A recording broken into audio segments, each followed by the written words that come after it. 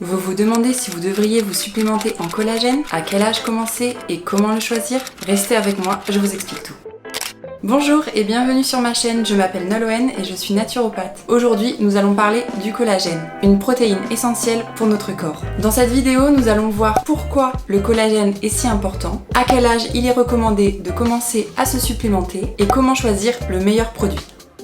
Tout d'abord, qu'est-ce que le collagène? Le collagène est une protéine essentielle qui compose 30% de tout le corps humain. Elle joue un rôle crucial dans la structure de nos os, de notre peau, de nos muscles, de nos tendons et de nos ligaments. Pour avoir une alimentation équilibrée en protéines, nous avons en moyenne besoin d'1 gramme de protéines par kilo de poids de corps. J'aime toujours utiliser cet exemple d'une femme qui fait 60 kg, elle doit consommer 60 grammes de protéines par jour et donc un œuf pèse 7 grammes de protéines. Cela vous permet de vous donner un ordre d'idée de la quantité de protéines que vous devez consommer chaque jour. Surtout pour les femmes, au moment de la ménopause, il est très important d'augmenter à 1,2 voire 1,5 g de protéines par poids de corps. Le mot collagène vient du mot grec kolla, qui signifie colle. Souvenez-vous avec le gluten. Le gluten également venait du mot glu qui voulait dire colle, c'était également une protéine. Il venait également des protéines, la gluténine. Cette origine du mot montre vraiment le rôle fondamental dans la cohésion et la fermeté des tissus corporels.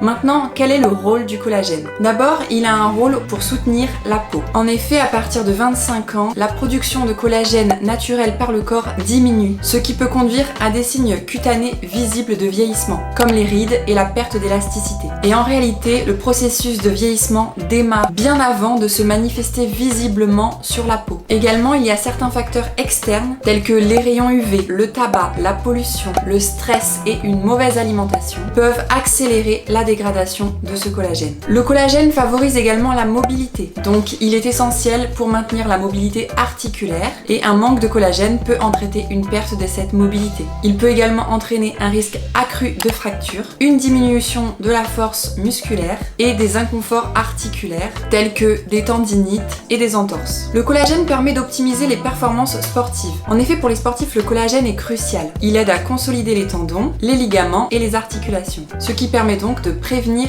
les blessures. De plus, le collagène contribue à la réparation des fibres musculaires qui subissent des micro-traumatismes durant des entraînements intenses et donc il améliore la récupération des performances sportives. Alors maintenant, comment choisir son collagène? En effet, lors d'un choix de complément alimentaire de collagène, il est important de se tourner vers des peptides. En effet, les peptides de collagène sont des molécules beaucoup plus petites et donc plus facilement assimilables par le corps. Le poids moléculaire des peptides de collagène doit être inférieur à 2000 DA, donc Dalton. Ceci sera écrit sur la boîte. Si ce n'est pas le cas, en général, c'est que c'est supérieur. Ceci va favoriser donc une meilleure absorption. Recherchez un collagène de type 1, qui est le plus présent dans l'organisme. Et il est particulièrement bénéfique pour les os, la peau et les tendons. Je vous conseille par exemple ce collagène des laboratoires COPMED, qui vous garantira justement un bon sourcing et également un niveau de Dalton respecté. Avec ce code ici, vous pourrez avoir une réduction. Si vous le prenez sous forme de complément, de le prendre à distance des repas. Donc soit 20 minutes avant le repas, soit 2 heures minimum après le repas. Ça peut être en collation dans l'après-midi ou dans la matinée, car le collagène c'est de la protéine, donc en plus ça vous fera un encas protéiné qui vous permettra de vous apporter un peu de satiété. En général, on recommande entre 5 à 10 grammes de collagène. Si c'est juste pour un aspect beauté, 5 grammes peuvent suffire. Si c'est pour un aspect plutôt sportif, alors il vaut mieux monter à 10 grammes. Mais même pour un aspect beauté, vous pouvez monter à 10 grammes, ce sera mieux, mais 5 grammes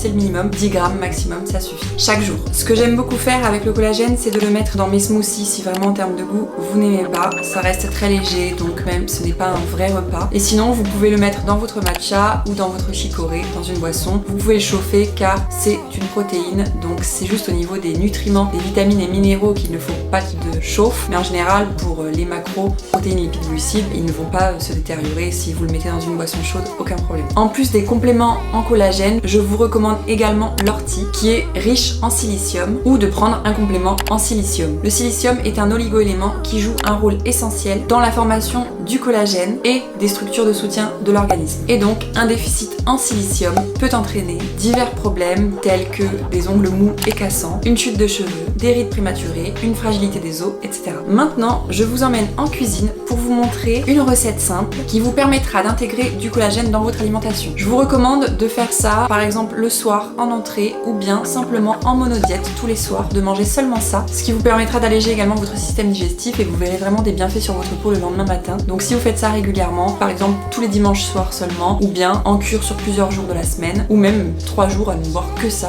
peut être top. En effet, il s'agit du bouillon d'os. Vous entendez souvent en anglais bone broth. Vous pouvez donc le préparer vous-même en laissant cuire une carcasse de poulet doucement dans de l'eau, mais pendant une dizaine d'heures à feu très doux. C'est très facile à faire, mais cela demande un long temps de cuisson et donc de surveiller, car il faut simplement avoir acheté un poulet entier, vous consommez la viande, vous gardez l'os et vous le laissez fondre du coup dans une marmite d'eau. Sinon, vous pouvez l'acheter en bouillon tout prêt et donc vous pouvez boire simplement ce bouillon comme je vous disais, mais vous pouvez également le faire comme je vais le préparer maintenant en y ajoutant des champignons, l'oignon qui avait cuit avec le poulet qui est bien confit, du lait de coco, du gingembre frais et de la citronnelle émincée. Vous ajoutez simplement ça et ça va vous faire un bouillon vraiment très sympa.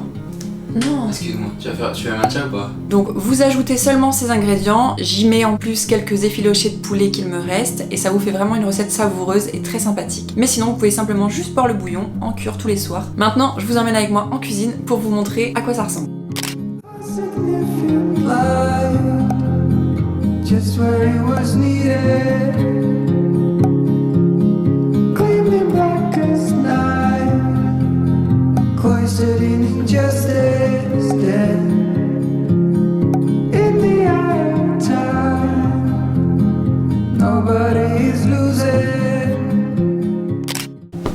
Et voilà, j'espère que vous vous régalerez avec ce bouillon d'os fait maison. Pour résumer cette vidéo, le collagène est donc une protéine essentielle pour maintenir la beauté de la peau, la mobilité articulaire et les performances sportives ainsi que la récupération sportive. Il est très important de choisir le bon type de collagène et de soutenir sa production avec des compléments en silicium ou de l'ortie. Également, il y a des exercices pour renforcer vos articulations. Vous pouvez par exemple faire des exercices de renforcement des genoux, comme les squats, qui sont excellents pour renforcer les muscles autour des genoux et améliorer leur stabilité. Il y a les extensions de jambes, comme le leg extension, qui ciblent les quadriceps et aident à renforcer les articulations des genoux. Il y a les fentes avant, qui aident à renforcer les quadriceps, les ischio-jambiers, les quadriceps sont à l'avant des cuisses, les ischio-jambiers sont à l'arrière des cuisses et les muscles fessiers, ce qui permet de soutenir aussi les genoux. Vous avez également tout ce qui est exercice de renforcement des hanches, comme le pont. Il aide à renforcer les muscles fessiers et les hanches et soutient la stabilité des articulations. Vous pouvez le faire également en mettant des élastiques autour de vos genoux, ce qui permettra aussi, en écartant vos genoux, de travailler vos fessiers. Il y a également les levées latérales de jambes. Cet exercice va renforcer les abducteurs de la hanche, améliorant ainsi la stabilité latérale. Vous pouvez aussi faire des montées sur step, donc c'est parfait pour renforcer les muscles des jambes et des hanches et qui améliorent donc leur fonctionnement. Il y a également aussi les exercices pour les renforcements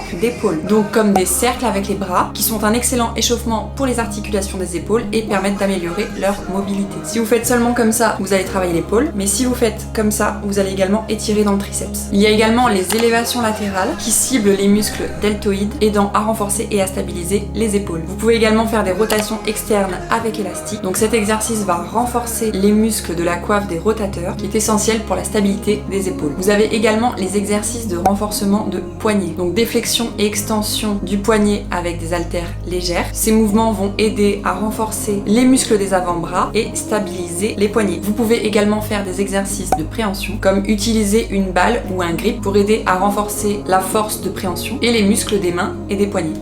J'espère que vous avez trouvé cette vidéo utile. Pour les exercices que je vous ai dit, n'hésitez pas à taper sur Google, vous verrez des exemples. Et si vous ne pouvez pas aller en salle de sport, tapez le nom de l'exercice et mettez à la maison ou avec élastique ou sans matériel pour avoir des options. N'hésitez pas à liker, à vous abonner et à activer la petite cloche. Ça soutient la chaîne, ça me fait extrêmement plaisir de voir qu'il y a des gens qui sont intéressés par ce que je dis, ce qui m'incite du coup à continuer. Si vous avez des questions ou des choses à dire pour enrichir cette vidéo, partager avec les autres, n'hésitez pas à me laisser un petit commentaire et je vous répondrai. Je vous souhaite à tous une bonne journée. Prenez soin de vous.